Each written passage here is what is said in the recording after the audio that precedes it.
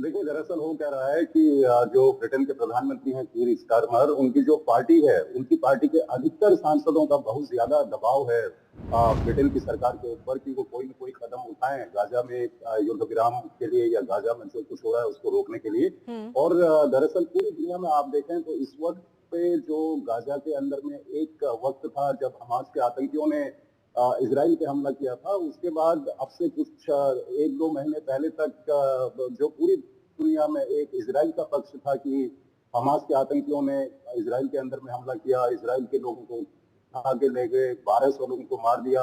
उसका बदला Israel Hamas से ले रहा है, हमास को खत्म करके रहेगा, तो दुनिया जी। के अंदर में उसका समर्थन था। लेकिन पिछले 1 डेढ़ महीने से हो क्या रहा है कि गाजा के अंदर भूखमरी, गाजा के अंदर लोगों के पास भोजन नहीं है, काफी वहां पर मानवीय त्रासदी हो चुकी है। ये काफी उभर कर सामने आ रहा है और इसका असर कहीं न कहीं अब दिख रहा है। फ्रांस का आपने देखा कि फ्रांस की ओर से कहा गया कि वो फ़लस्तीन को मान्यता दे सकता है।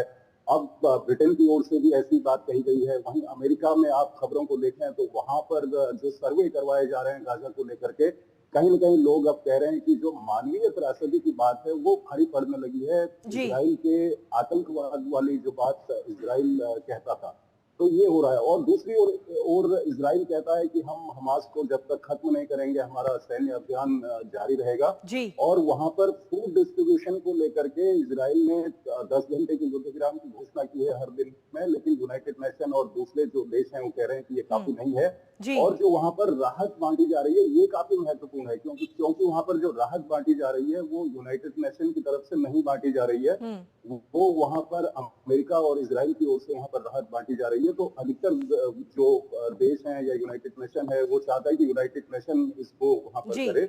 लेकिन इजराइल का ये कहना है कि अगर वहां पर इस तरह से राहत बांटी जाएगी तो वो हमास के जी। हाथों में जा रही है।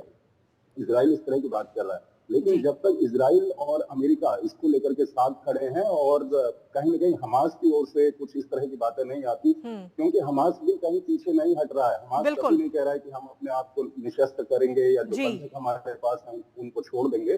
तो वहाँ पर युद्ध विराम होना बहुत ज़रूरी है। ये जो मान्यता देने वाली बात है, फ़लस्तीन को ठीक मान्यता है। देने वाली बात, ये एक डिप्लोमेटिक प्रेशर ज़रूर है, हुँ। लेकिन इससे कुछ होने वाला है नहीं। मान्यता देकर भी वहाँ पर कुछ होगा नहीं।